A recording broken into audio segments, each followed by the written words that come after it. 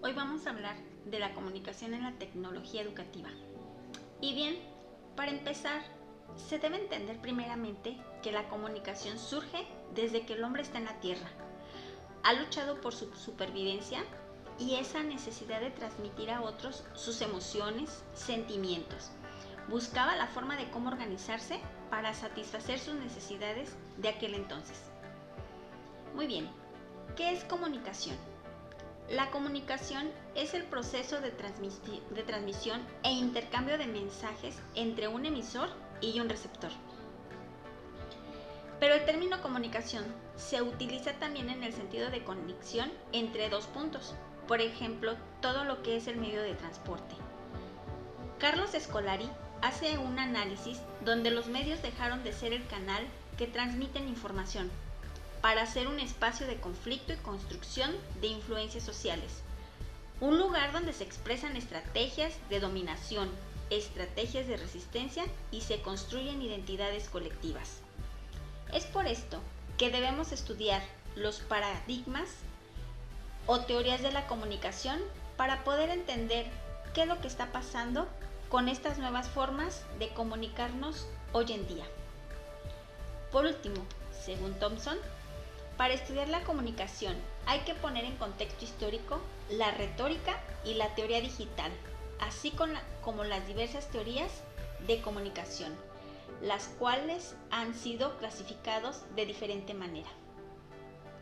La difusión de la tecnología electrónica del broadcasting a partir de la segunda década del siglo XX fue acompañada por el desarrollo de teorías sobre nuevos medios, como la radio y 30 años más tarde, la televisión.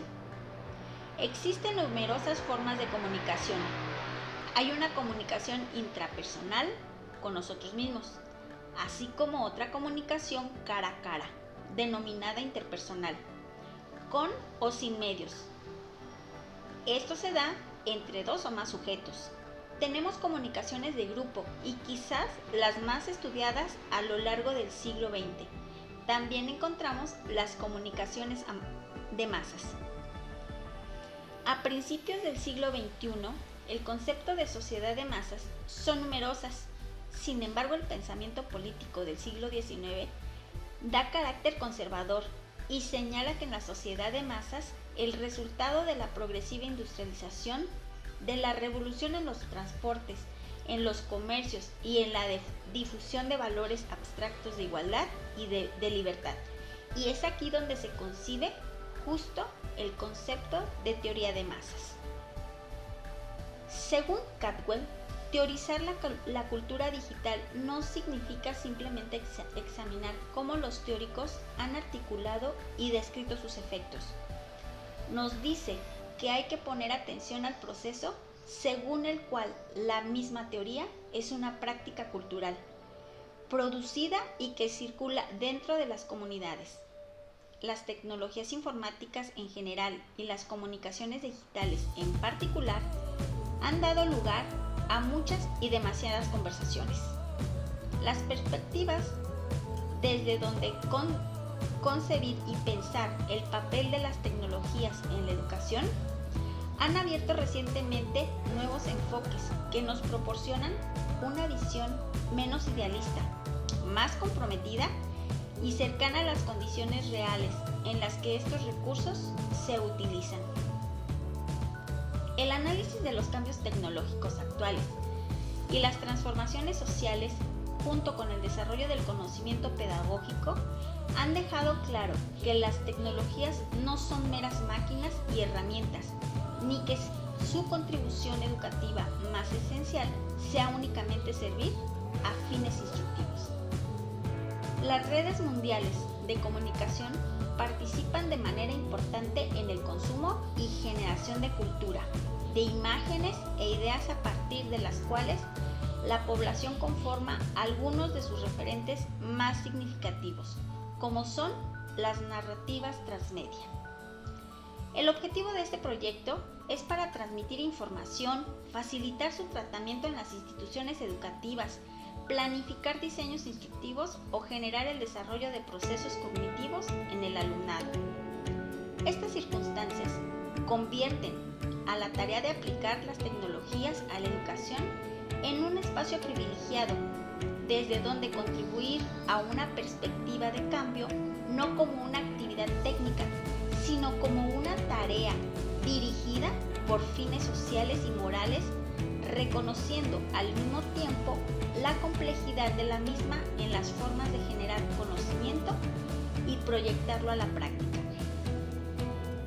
Los medios de comunicación y las nuevas tecnologías de la información tienen un gran poder para modelar las prácticas sociales, a partir de la elaboración del significado de los textos que producen, hasta el punto de crear una cultura con características propias.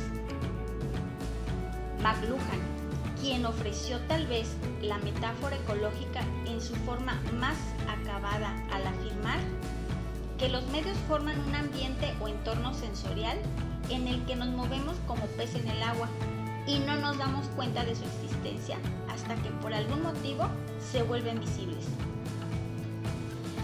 Según McLuhan, los humanos moldeamos los instrumentos de comunicación, pero al mismo tiempo ellos nos moldean sin que seamos conscientes de ello. Definitivamente, las nuevas generaciones, considerados como nativos digitales, se incorporan de manera natural a la era digital. El uso de las redes sociales, sitios web como YouTube y otras aplicaciones que existen hoy en día generan transformaciones como parte de esta evolución cultural, social y tecnológica, sin dejar a un lado los grandes intereses de las industrias que producen contenidos y logran tener y generar gran influencia en los consumidores, como todo se da en esta vida. Las conclusiones a las que podemos llegar es que parece oportuno revisar la aplicación de las tecnologías en la educación, en su vertiente teórica y práctica, consolidando determinadas formas de generar conocimiento y proyectarlo a la práctica. Debemos mejorar e innovar los procesos de enseñanza-aprendizaje, teniendo en cuenta que las tecnologías de la información y sus aplicaciones van dirigidos a nuevos usuarios, quienes han tomado las riendas de la innovación en la red, ofreciendo resultados más inmediatos a una comunidad creciente de internautas. Una comunidad de usuarios, de intelectuales, se rigen mayoritariamente bajo los principios y valores éticos.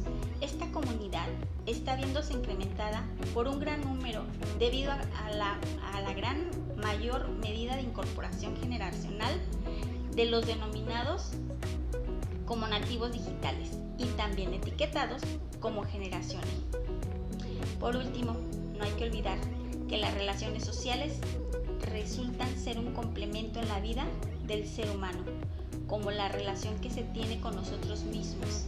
Entonces, el hecho de relacionarse con otros seres humanos es una cuestión necesaria y primordial en la vida cotidiana. Y con la introducción del Internet podemos observar cómo ha ido evolucionando la cultura, ahora llamada cultura tecnosocial.